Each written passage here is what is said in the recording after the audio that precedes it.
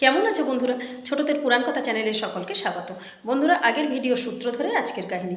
আগের ভিডিওতে আমি বলেছিলাম যে দধিচি মুনির অস্থি দিয়ে তৈরি বজ্র ইন্দ্রদেব বৃত্রাসুরের উপর নিক্ষেপ করলেন, বৃত্রাসুর মারা গেল।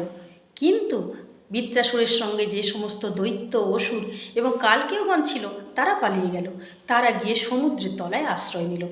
তাদের সমস্ত রাগ গিয়ে পড়ল মুনি ঋষিদের উপর, কারণ দধিচি মুনির দেওয়া অস্থিতেই তো এই বজ্র তৈরি হয়েছিল, যাতে তাদের নেতা বৃত্রাসুর মারা গেছে।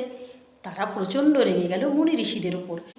চবন মুনি, বশিষ্ঠ মুনি, ভরদ্বাজ মুনি, এইসব বড় বড় মুনি ঋষিদের আশ্রমে অনেক অনেক মুনি ঋষিরা থাকতেন। রাতের অন্ধকারে এই অসুর এবং কালকে ওরা গিয়ে তাদেরকে খেতে লাগলো। ক্রমাগত মুনি ঋষিদের সংখ্যা কমে যেতে থাকলো। এতে তো ত্রিভুবনের অস্তিত্বের সংকট দেখা দিয়েছে। দেবতারা চিন্তিত হলেন। তারা অস্ত্রশস্ত্র নিয়ে সমুদ্রের ধারে এলেন অসুরদের সঙ্গে লড়াই করার জন্য। কিন্তু অসুররা তো সমুদ্রের তলে আশ্রয় নিয়েছে। দেবতারা কি করে তাদের পাবে? তাদের তো প্রকাশ্যে দেখতে পাচ্ছে না। দেবতারা গেলেন নারায়ণের কাছে, গিয়ে বললেন, প্রভু, এই অবস্থা থেকে আমাদের বাঁচান, মুনি ঋষিদেরকে বাঁচান। তখন নারায়ণ বললেন, তোমরা অগস্ত্য মুনির কাছে যাও, অগস্ত্য মুনি এর বিহিত করতে পারবে। দেবতারা গেলেন অগস্ত্য মুনির কাছে।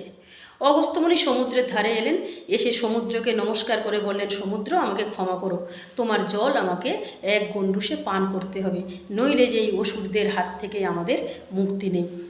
অগস্ত্য মুনি এক গণ্ডূষে সমুদ্রের জল পান করে নিলেন।